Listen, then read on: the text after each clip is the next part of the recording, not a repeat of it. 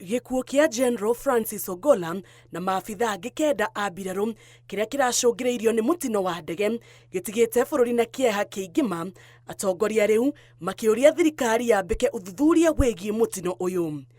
Ndũmĩrĩri-inĩ yao kũrĩ nyũmba cia mohoro thutha wa gũcera mũciĩ kwa Ogolla gũcakaya na bamĩrĩ, atongoria a Azimio la Umoja maugĩte atĩ ũthuthuria ũyũ ũbatiĩ gũtabanio na njĩra ya waragania na maumĩrĩra ma ũthuthuria ũyũ maigwo kĩng'ang'a-inĩ. Yesterday's accident was unprecedented. We are therefore saying that this is of great concern to all Kenyans. It needs serious investigation. Zimeanguka ajali karibu 5 zinafuatana, lakini uchunguzi kufanywa na ripoti kuwekwa wazi sababu ya hizi ajali haijafanyika. The investigations must be open and reports made to the public. Maroria thirikari ĩige kĩgĩna kĩiganu gĩa kũrũmbũyania na mabata ma mbirarũ hamwe na bamĩrĩ ciao.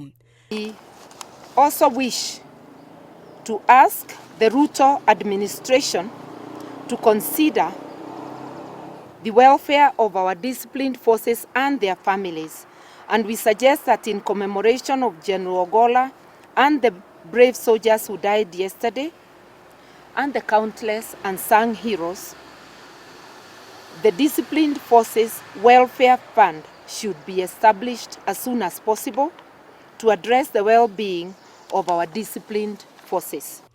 Ndũmĩrĩri nota ĩno kuma kũrĩ mwahũ wa atongoria kaunti-inĩ ya Kirinyaga arĩa morĩtie ũthuthuria ũkinyanĩrio na ihenya o ta ũrĩa kwahotekeka.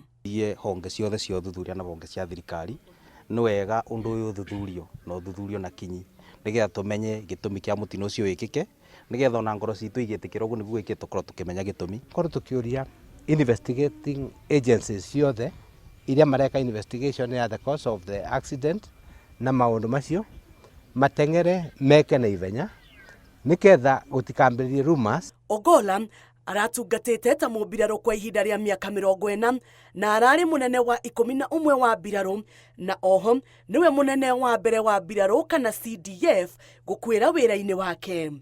Ogolla agathikwo mũthenya wa Kiumia. Ngĩribotera Inooro TV, njĩtagwo Njambi Wanjaũ.